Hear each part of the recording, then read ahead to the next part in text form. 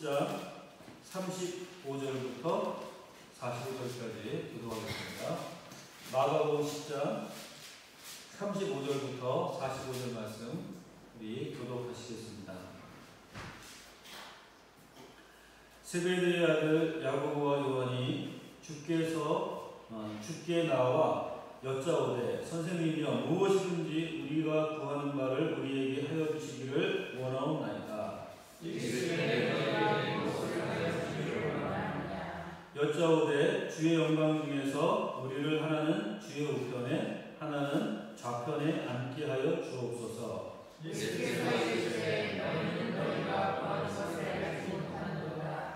내가 마시는 잔을 너희가 마실 수 있으며 내가 받는 세례를 너희가 받을 수 있느냐. 그들이 말하되 할 수 있나이다. 예수께서 이르시되 너희는 내가 마시는 잔을 마시며 내가 받는 세례를 받으려니와 내 자원에 앉은 것은 내가 줄 것이 아니라 우리를 위하여 주기 위하든지 그들이 얻을 것이니라. 열 제자가 듣고 야고보와 요한에 대하여 화를 내거늘 예수께서 불러다가 이르시되 이방인의 시청자들이 그들을 의미로 소환하고 그 고관들이 그들에게 권세를 부리는 줄을 너희가 알거니와. 너희 중에는 그렇지 않을지니 너희 중에 누구든지 크고자 하는 자는 너희를 섬기는 자가 되고 너희 중에 누구든지 드리고자 하는 자는 모든 사람의 주인이 되어야 하리라. 함께 있습니다. 인자가 온 것은 성경을 받으려 함이 아니라 도리어 섬기려 하고 자기 목숨을 많은 사람의 대속물로 주려 함이니라. 아멘. 네, 오늘 이 본문의 말씀을 보시면은 예수님께서 이제 마지막으로 예루살렘을 향해 가시는 길에서 일어났던 한 사건이 기록되고 있습니다.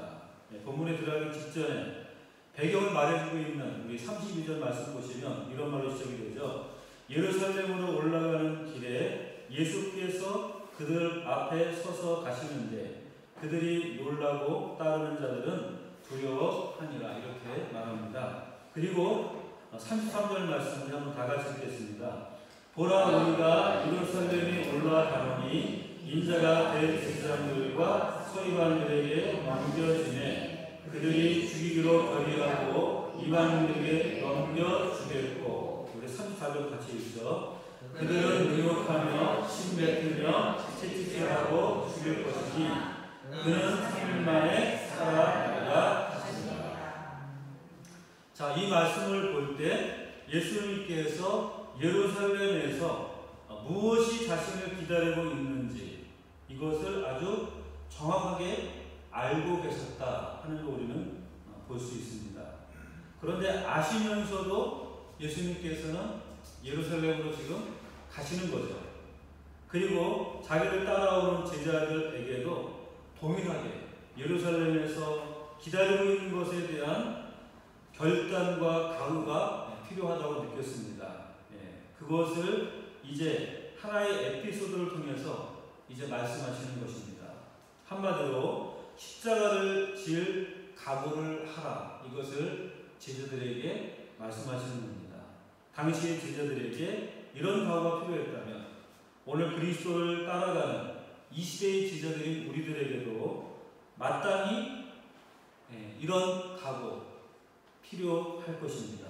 그래서 오늘 이 본문의 말씀을 통해서 몇 가지 우리가 가져야 될 중요한 각오 그것이 무엇인가 이것을 함께 살펴보려고 합니다. 첫 번째는 세속적 영광을 포기할 각오를 말씀하고 계십니다. 예수님께서는 제자들에게 너희가 세속적 영광을 얻으려고 해서는 안 된다. 그것을 기꺼이 포기해야 한다. 이 각오를 가져라고 말씀하고 있는 겁니다. 우리나라에서 처음 예수를 믿었던 그런 아주 최초의 그리스도인들, 초기 그리스도인들에게는 중요한 두 가지 동기가 있었습니다. 하나는 사회개혁적인 비전을 가지고 기독교에 귀의했던 사람들이 많았는데 이 사람들은 소위 엘리트 지식인 층에서 이 예수를 믿으면 기독교를 받아들이면 새로워질 수 있다. 우리 민족도 새로워지고 사회도 새로워질 수 있고 개인도 새로워질 수 있을 것이다. 이런 사회 개혁적인 비전을 가지고 기독교에 귀의한 분들이 참 많았습니다. 그래서 우리 3.1운동의 민족대표 33인 가운데 16명이 기독교인이라는 거 아니겠습니까? 그 당시 기독교 인구의 숫자가 그냥 불과 1%도 되지 않는 그런 시대에 민족대표 33인 가운데 16명이 기독교인이었다. 무엇을 말해주고 있습니까? 지식인층이 예수 믿는 사람이 많았다. 이들이 예수를 믿을 때 그 목적은 우리가 예수를 믿게 되면 이 나라도 좀 바뀌어질 수 있지 않을까, 우리 민족도 좀 새로워질 수 있지 않을까, 이런 기대를 가지고 예수를 믿었던 지식인 계층들이 많이 있었다라는 겁니다. 그런데 이것이 다수는 아니죠. 소수의 엘리트 계층이 그랬고 대다수의 민중들은 예수 믿는 이유, 예수 믿는 목적이 무엇이었느냐 하면은 구원받기 위해서 믿었습니다. 예수 믿고 구원받자라는 이런 믿음으로써 예수를 믿게 된 것이죠. 그래서 우리가 잘 아는 우리 초기에 기독교인 가운데 한 분이 이제 최건동 목사님이라는 분이 있는데, 이분은 전도할 때 무엇으로 외쳤느냐? 예수 천당, 마귀 지옥, 이것만 외쳤는데도 사람들이 예수를 믿었다. 이런 기록들이 전해져 내려오고 있습니다. 그 당시에는 예수 믿으면 구원받는다, 예수 믿으면 천국 간다, 이것이 아주 민중들에게 예수를 믿는 중요한 이유가 되었다라고 하는 것이죠.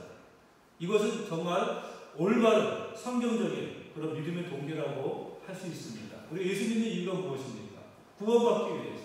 예수 믿고 우리의 죄 사함받고 구원받고 하나님 나라에 갈 수 있는 오직 유일한 길은 예수 믿는 길밖에 없다. 그러니까 우리가 예수를 믿는 것이죠. 그런데 언제부턴가 이 예수 믿는 동기가 사회개혁적인 동기도 아니고 복음적인 동기도 아닌 다른 동기로 예수를 믿는 사람들이 점점 많아지기 시작을 했습니다. 이 제3의 동기를 우리는 축복의 동기라 이렇게 부를 수 있습니다. 언제부터인가 예수 믿으면 구원받습니다. 이런 기독교의 본질적인 메시지 대신에 이런 메시지가 유행하기 시작했습니다. 예수 믿어야 복받습니다. 예수 믿으면 건강해지고 예수 믿으면 출세하고 예수 믿어야 부자 될 수 있다. 이런 메시지가 이 땅에 선포되기 시작한 것이죠. 저는 그것이 바로 실용주의적인 가치관, 물질주의적인 이런 사회정신의 한 영향이었다, 이런 생각을 합니다. 뿐만 아니라 한국인에게 있는 특유의 기복신앙이라는 것이 있죠. 그래서 어떤 종교든지 한국에 오기만 하면 우리나라 사람들은 그것을 복을 받는데 신앙을 이용하는 이런 방식으로 받아들이는 경향들이 있었던 것이죠. 그래서 그것을 기복신앙이다 이렇게 이야기합니다. 이런 영향들이 기독교에도 그대로 나타나 보여지게 되었다라고 하는 것이죠. 한국의 특유의 기복신앙에다가 외국에서 수입된 소위 번영의 신학, 예수 믿어야 번영할 수 있다. 이 번영의 신학의 영향으로서 이렇게 예수 믿으면 복 받는다, 이런 메시지가 이 땅에 유행하기 시작을 했습니다. 물론 예수 믿으면 축복 없다는 얘기는 아니죠. 예수 믿고 병 고치고 예수 믿고 인생이 바뀐 사람들 참 많이 있습니다. 그리고 예수 믿음으로 말미암아 삶이 변화되어지고 그리고 하나님 주시는 많은 축복들을 받아 누리는 사람들 많이 있습니다. 그런데 이것이 기독교의 핵심적인 메시지냐 하면은 그것은 그렇지 않다라는 것이죠. 만약 예수 믿고 복받고 예수 믿고 건강하고 예수 믿고 부자 된다, 이것이 예수 믿는 목적이다라고 얘기를 한다면 예수를 믿었음에도 불구하고 병이 낫지 않은 사람들, 또 부자가 되지 못하고 여전히 가난한 사람들, 출세하지 못하는 이런 사람들에게는 이 복음은 무슨 의미가 있겠습니까? 이런 사람들에게는 예수는 내가 예수 믿었더니 아무런 효과도 없더라, 그냥 예수를 떠나고 마는 이유가 되고 말 것입니다. 사실 예수님 당시의 제자들도 처음에는 예수가 메시아다, 이분을 통해서 우리가 구원받고 하나님 나라의 백성이 될 수 있다라고 하는 이 사실 때문에 예수 그리스도를 쫓아가기 시작을 했을 것입니다. 그런데 예수님의 제자들이 예수님께서 행하시는 수많은 기적들을 보기 시작을 했습니다. 막 안진뱅이가 일어나고 문둥병자가 낫고 그리고 중풍병자가 일어나고 이런 수많은 기적들을 그들의 눈앞에서 직접 보게 됩니다. 그가 행하시는 이런 기적을 보면서 마음속에 어떤 기대가 생겼겠습니까? 이런 기적을 행하시는 분이라고 한다면 우리의 어떤 소원도 이루어질 수 있지 않겠는가? 당연히 그런 마음이 들지 않았겠습니까? 이런 분은 분명히 예사로운 분이 아니다. 아마도 이 민족의 통치자가 될 것이다. 또 모든 민족을 주장하는 이런 위대한 왕이 될 것이다 라고 하는 이런 기대들이 지도자들의 마음 가운데 아마 생겼을지 모릅니다. 드디어 본문이 시작되는 35절에 보시면 두 제자가 나와서 예수님에게 이런 요청을 하게 됩니다. 35절에 세베대의 아들 야고보와 요한이 주께 나와 여짜오되 선생님이여 무엇이든지 우리의 구하는 바를 우리에게 하여 주시기를 원하옵나이다. 자, 지금 이런 말하는 이유가 무엇입니까? 선생님, 당신은 무엇이든지 할 수 있는 분 아닙니까? 그러면 우리가 원하는 것을 좀 만족시켜 주십시오. 이런 요청을 한 겁니다. 이제 그 다음 절에 보시면 예수님께서 이르시되 너희에게 무엇을 하여 주기를 원하느냐? 이때 두 제자가 대답을 하는데 아주 유명한 대답이죠. 우리 37절 말씀 한번 같이 읽어보겠습니다. 여짜오되 주의 영광 중에서 우리를 하나는 주의 우편에 하나는 좌편에 앉게 하여 주옵소서. 이런 청탁을 하는 겁니다. 스승님에게 당신은 원하는 것들을 다 할 수 있지 않습니까? 그렇다면 우리가 원하는 바를 좀 들어주십시오 라고 해서 요청하는 것이 무엇이었느냐? 바로 37절에 요청을 하고 있는 것이죠.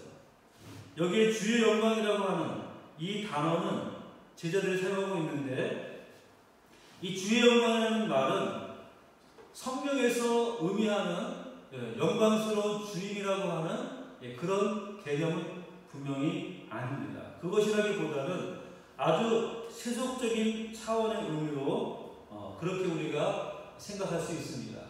주의 영광 중에 이 말은 뭡니까?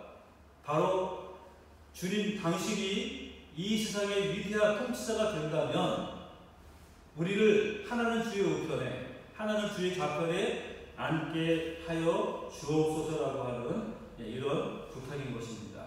예수님이 좋은 날 되시면 세상을 다스리게 되시면 우리에게도 한 자리씩 중요한 자리 우리에게 주십시오라는 이런 기대가 담겨져 있는 것입니다. 그러니까 예수께 있어서 메시아에 대한 이런 기대는 어떤 기대였습니까? 정치적인 메시아에 대한 기대밖에 없는 겁니다.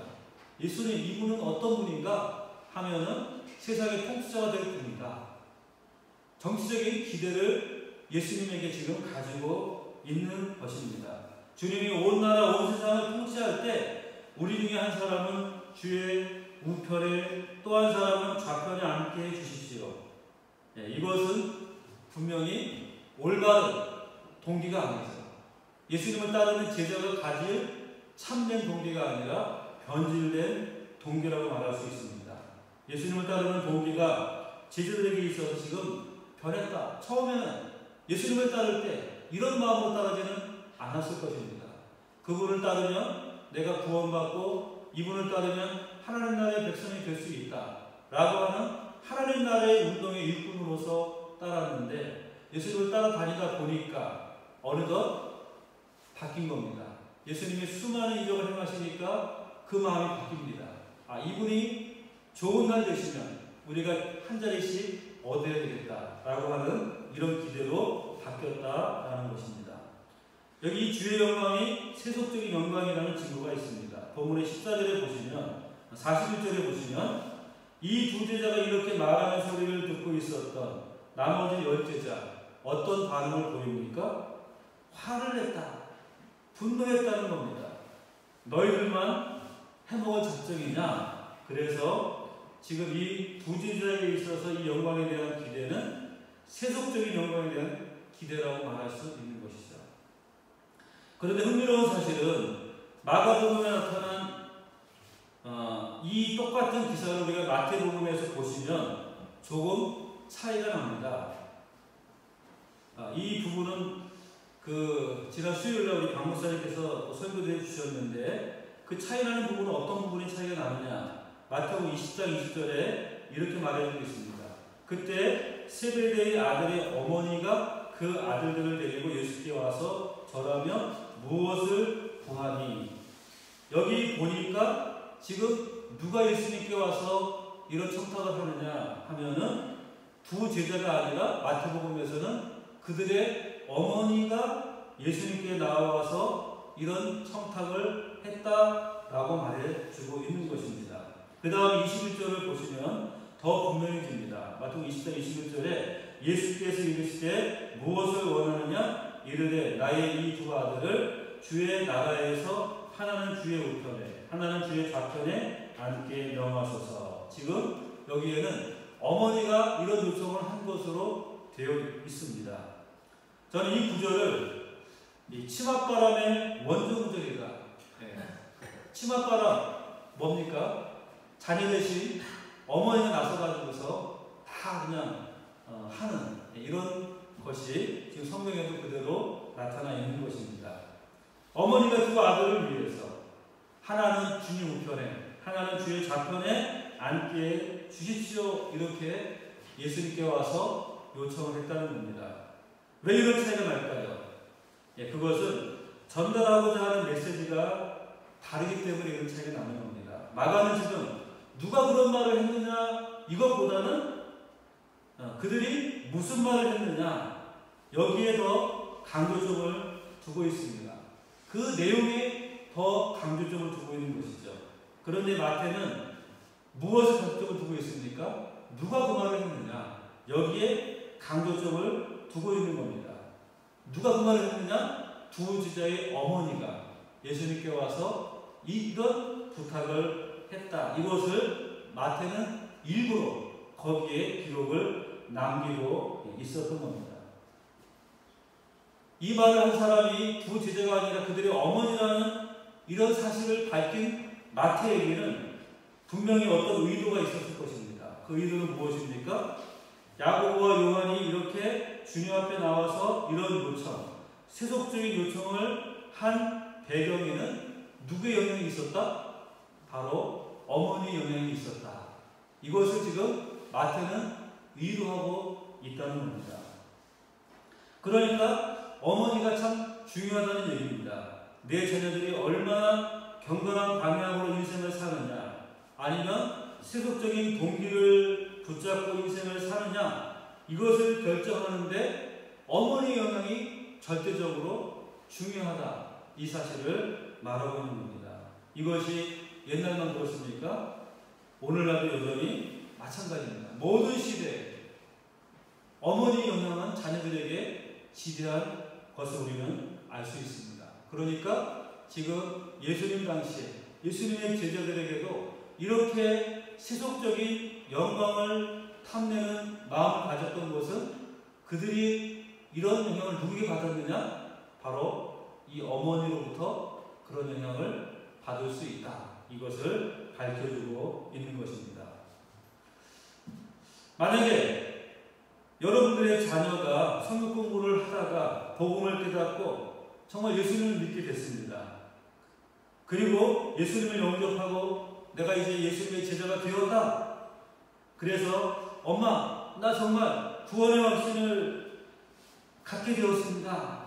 나 이제 예수님 확실하게 알게 됐고 믿게 되었습니다. 이런 간증을 했다고 한번 생각해 보시기 바랍니다. 이런 얘기를 들을 때 부모의 마음은 어떨까요? 물론 좋겠죠.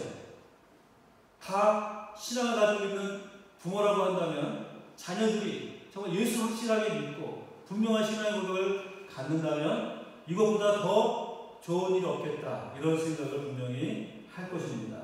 그런데 그것하고 내 사랑하는 자녀가 기도했던 대로 어느 날 드디어 입학시험에서 좋은 대학에 합격을 했습니다. 또 요즘 시대는 취직하기 어려운 시대니까 아주 그냥 원하는 좋은 직장에 합격을 했습니다. 이 소식을 가지고 왔어요. 그러면 이 소식하고 내 자녀가 예수 믿고 구원받았습니다, 이 소식하고 둘 중에 어느 것 하나를 붙잡으라고 한다면 어떤 걸 더 기쁜 소식이라고 그렇게 붙잡겠습니까? 물론 예수 믿는 어머니니까 내 자녀가 예수 믿고 구원받아 사랑하는 자녀가 되었다, 이것이 분명히 좋을 것입니다. 그러나 현실적으로는 원하던 대학, 원하던 직장에 합격했다, 이 둘 중에 어느 것이 더 좋은 소식, 기쁜 소식으로 들리겠느냐 하면은 아마도 후자가 아닐까, 이런 생각을 하게 됩니다.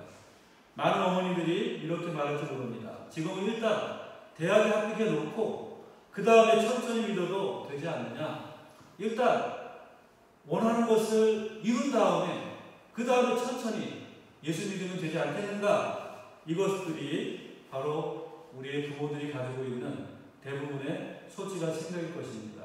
그래서 좋은 대학에 들어가면 좋은 직장을 갖게 될 것이고 명예를 갖게 될 것이고 그러다 보면 이 땅에서 남부럽지 않게 살게 될 것이다. 이것이 나쁜 동기는 아니죠. 부모는 당연히 그런 기대를 가지고 있습니다.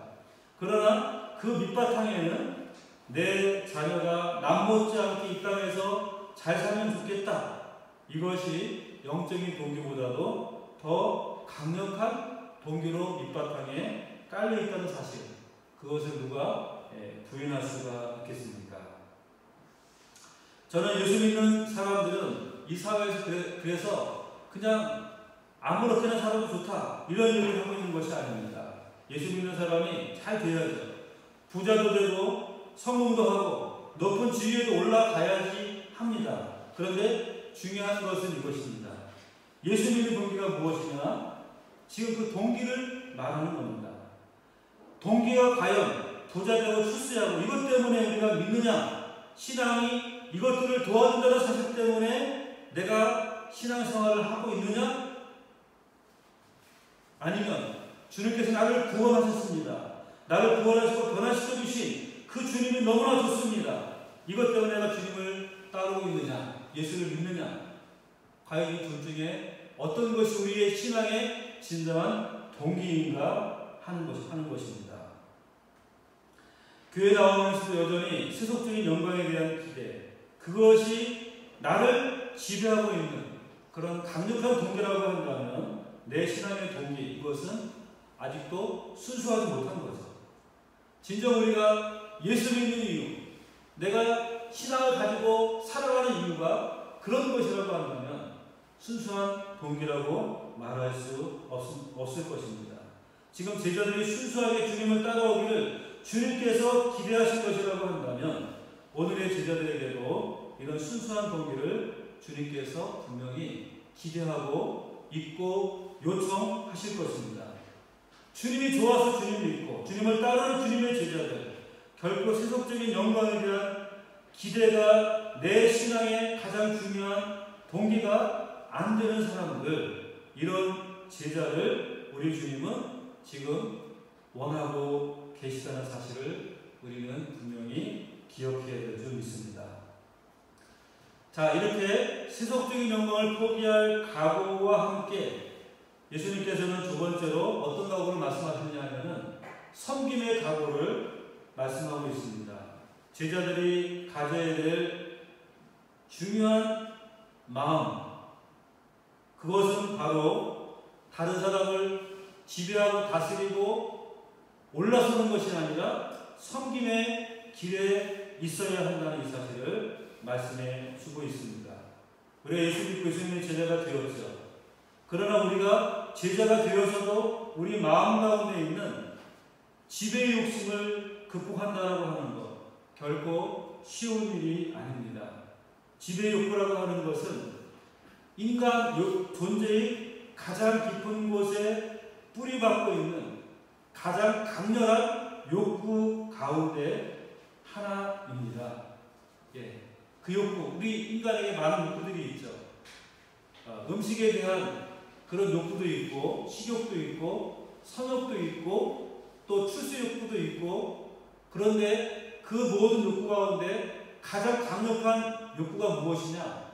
그것이 바로 권력에 대한 의지, 지배에 대한 욕구, 이것이 우리 인간에게 내면에 있는 가장 깊고 강력한 욕구인 것입니다. 그래서 니체라고 하는 철학자는 인간 존재의 본질을 권력에 대한 의지다 이렇게 말했습니다. 권력에 대한 의지가 인간의 존재를 기반하고 있다 이렇게 말하고 있습니다. 이 권력에 대한 강력한 의지가 사람들을 지배하고 있어요. 그래서 인간관계를 위협하는 모든 불안한 인간관계의 그 밑바탕에는 이런 권력에 대한 욕구, 지배 욕구가 숨어 있다는 이 사실을 우리는 기억해야 됩니다.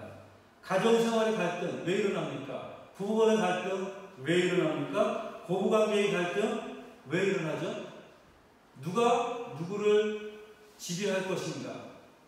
지배당할 것인가? 이런 싸움이 끊임없는 갈등으로 이어지는 것입니다. 누가 지배자냐? 결국 이것 때문에 싸움이 끊임없이 일어나고 있는 것이죠. 그리고 뿐만 아니라 우리가 직장에서의 갈등, 사회생활 가운데에서의 갈등, 심지어 교회생활 가운데에도 이런 갈등이라고 하는 것이 얼마든지 우리를 지배할 수 있습니다. 교회 안에 있는 목사, 장로, 권사, 집사 이런 것들이 하나의 권력에 대한 그런 기반처럼 그렇게 인식이 되고 사람들 사이의 갈등을 불러일으키는 것입니다. 권력에 대한 욕구, 이것이 모든 갈등의 가장 근본적인 이유인 것이죠.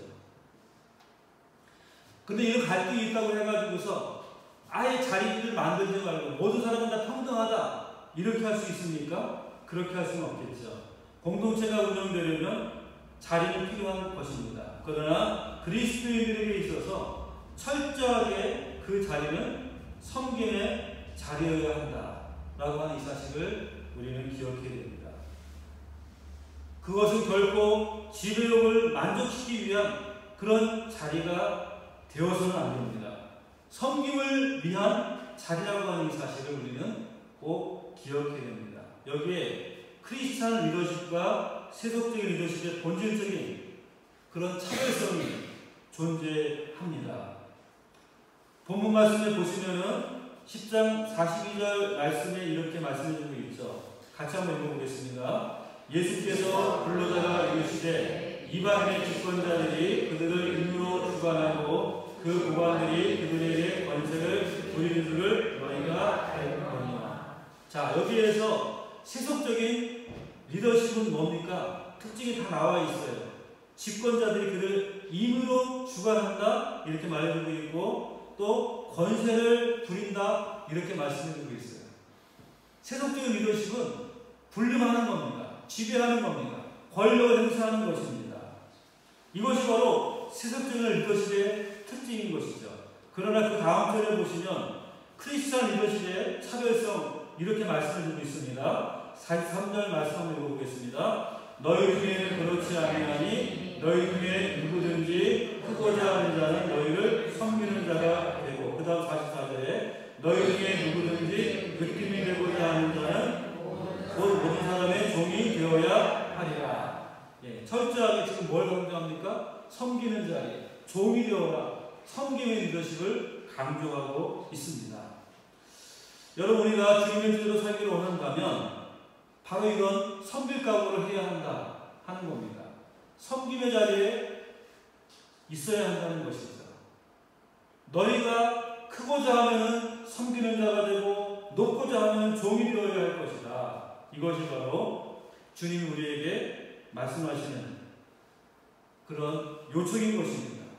나를 따르는 제자들은 바로 이런 섬김의 마음, 섬김의 자리를 기꺼이 내가 있겠다라고 하는 결심을 해야지 한다는 사실을 말해주고 있습니다. 세 번째로 어떤 각오를 말합니까? 주님은 제자들에게 세 번째로 고난의 각오를 말하고 있습니다. 고난의 각오를 너희가 해야 된다. 나를 따르려면 내 제자가 되려고 한다면 고난을 각오해야 된다 라고 하는 것이죠. 모든 시대의 그리스도의 제자들에게 주님께서 요구하시는 가장 중요한 각오, 그것은 바로 고난당할 각오입니다. 우리 37절 말씀 다시 한번 읽어보겠습니다. 여짜오되 주의 영광 중에서 우리를 하나님 주의 우편에 하나는 자편에 앉게 하여 주옵소서. 여기에 대해서 예수님이 어떤 대답을 하고 있는지 38절 같이 읽어보겠습니다. 예수께서 이르시되 너희는 너희가 구하는 것을 알지 못하는도다. 내가 마시는 잔을 너희가 마실 수 있으며 내가 받는 세례를 너희가 받을 수 있느니라. 자, 지금 이 순간 예수님께서는 무슨 생각을 하고 있겠습니까? 예수님은 지금 어디로 올라오고 있습니까? 예루살렘으로 가고 있죠. 지금 이 순간 예수님의 머리를 지배하고 있었던 가장 중요한 생각 무엇입니까? 예루살렘에 가면은 그곳에서 당할 고난, 능욕과 모욕과 고난과 그리고 십자가의 고통, 그것이 예수님의 머리 가운데 가득 차고 있었을 것입니다. 그런데 느닷없이 제자들이 오른편 왼편에 앉게 해달라고 합니다. 그러니까 예수님은 무엇으로 말씀하십니까? 너희 구하는 것 너희가 알지 못한다. 나의 마시는 잔을 마시고 나의 받는 세례를 받을 수 있느냐? 자, 지금 그가 마셔야 될 잔이 뭡니까? 예수님이 마셔야 되는 잔, 고난의 잔이죠. 그가 받는 세례, 예수님이 받는 세례가 뭡니까? 고난의 세례. 그것을 지금 말씀하고 있는 것입니다. 그러니까 너희가 내가 받는 고난의 잔, 내가 당하는 이 고난의 세례 받을 수 있느냐? 이것을 묻고 있는 것입니다. 그런데 그들이 무엇으로 말합니까? 그들이 말하되 할 수 있나이다. 예수께서 이르시되 너희는 내가 마시는 잔을 마시며 내가 받는 세례를 받으려니와. 결국은 이 제자들은 그 잔을 마시게 될 것입니다. 무슨 얘기입니까? 고난은 피할 수 없다는 말이죠. 제자의 삶을 살고자 하는 자들에게 고난은 피할 수 없습니다. 섬김은 반드시 필연적으로 고난을 요청하고 있습니다. 고난 없이 어떻게 우리가 섬길 수가 있겠습니까? 땀 흘리는 작업 없이 어떻게 우리가 섬김의 자리에서 주님을 따라갈 수가 있겠는가 하는 것이죠. 그러나 고난만 당하고 끝날까요? 그렇지 않습니다. 고난이 얻을 영광을 주님께서 오늘 본문에서 암시하고 있습니다. 우리 40절 말씀 읽어보겠습니다. 내 좌우편에 앉는 것은 내가 줄 것이 아니라 누구를 위하여 일이 되었든지 그들이 얻을 것입니다. 자, 주님이 그것을 결정 안 한다는 얘기가 아닙니다. 너희들이 최선을 다해서 섬겼다고 한다면, 그리고 고난 당했다고 한다면 너희의 섬김과 받았던 고난에 따라서 당연히 하나님께서 그것을 보상해 주실 것이다. 보상하시는 그날이 올 것이다. 그래서 그날에 너희는 그에 합당한 보상을 얻을 것이다. 이렇게 약속하시는 것입니다. 그렇습니다. 우리 신앙의 선배들이 살았던 생애를 살펴본다면 그들이 고난을 이길 수 있었던 가장 중요한 동기가 무엇이었습니까? 그것은 그들이 받을 영원한 영광이 그 고난을 이겨내는데 가장 중요한 동기였다는 것입니다. 영광에 대한 소원, 바람이 있었기 때문에 이 땅에서의 모든 고난도 이길 수 있었다는 것이죠. 자, 지금 스승의 마음을 모르고 엉뚱한 질문을 했던 이 제자들, 이들은 어떻게 될까요? 본문에 나타난 두 제자, 세속적인 영광을 구했던 이 두 제자들도 결국은 변하게 됩니다. 어떻게 변합니까? 그들의 마지막 여러분 아십니까? 지금 야고보와 요한이라고 했죠. 제자 야고보는 12제자 가운데 최초의 순교자가 됩니다. 헤롯 아그리파 1세에 의해서 참수형을 당하게 되죠. 칼이 그의 목을 치는 그 순간에 그는 피를 뿌리면서 사랑하는 예수님을 외치면서 그의 생명을 순교의 제물로 온전히 주님의 제단 앞에 드리게 됩니다. 최초의 순교자, 그가 바로 지금 이 주님 앞에 세속적인 영광을 구했던 제자 야고보였습니다. 그 다음에 또 한 명의 제자 요한이죠. 12제자 가운데에서 가장 오래 삽니다. 아주 대표적인 두 제자입니다. 한 명은 가장 일찍 순교를 당했고 한 제자는 가장 오랫동안 살았던 제자입니다. 그런데 이 요한은 어떻게 살았습니까? 95세를 넘게 살았는데 반모성에서 기도하다가 하늘의 감동 가운데에서 장차 일어날 비밀을 기록하게 되죠. 그것이 바로 요한계시록입니다. 그리고 마지막 에베소 교회를 돌보면서 최후까지 교회를 지켰던 요한, 그것이 바로 평생을 주를 위해 살았던 삶인 것입니다. 한 사람은 일찍 세상을 떠났습니다. 한 사람은 아주 장수하면서 끝까지 살아남아있는 그런 순교자로서 교회를 지켰습니다. 얼마나 오래 사느냐? 그것은 중요한 것이 아닙니다. 두 제자의 승리를 지켜보면서 느끼는 것은 이것이죠. 얼마나 영광스럽게 우리의 생애가 결산될 수 있느냐, 얼마나 후회 없이 죽을 수 있느냐. 각자가 걸어가는 삶의 길은 다르지만 하나님이 나에게 맡겨주신 그 미션의 성취를 위해서 후회 없이 살다가 영광스럽게 삶의 길을 끝내는 것, 그것이 중요하다는 것입니다. 일찍 순교하는 것, 그것이 더 영광스럽다? 아니면 오래도록 살아서 주님의 교회를 섬기는 것, 그것이 더 영광스럽다? 말할 수 없죠. 주님은 야고보에게는 순교의 제물로서의 삶을 허락하셨고, 요한에게는 장수하면서 오랫동안 교회를 지키고 섬길 것을 그렇게 요청했습니다. 두 제자의 삶은 어떤 삶입니까? 자기들에게 주어진 삶의 미션과 비전을 이루는 삶을 살았다는 것입니다. 그것이 중요한 것이죠.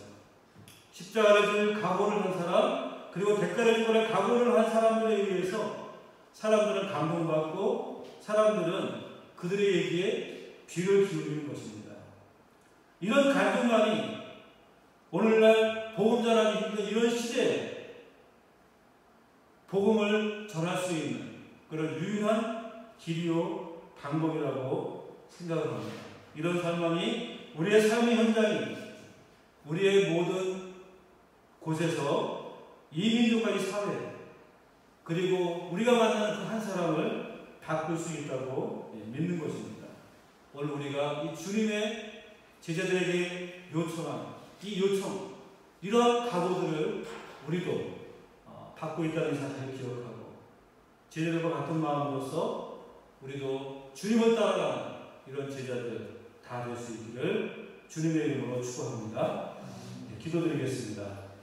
살아계신 아버지 하나님 감사합니다. 오늘도 이 시간 우리가 주의 말씀을 함께 나눕니다.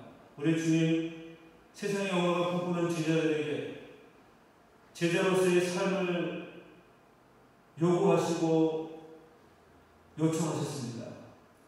세속적인 영광을 추구하지 않는 삶, 섬길 각오를 하는 삶, 고난의 각오를 하는 그런 삶을 살아갈 때 우리는 진정 그리스도의 제자가 될 줄 믿습니다.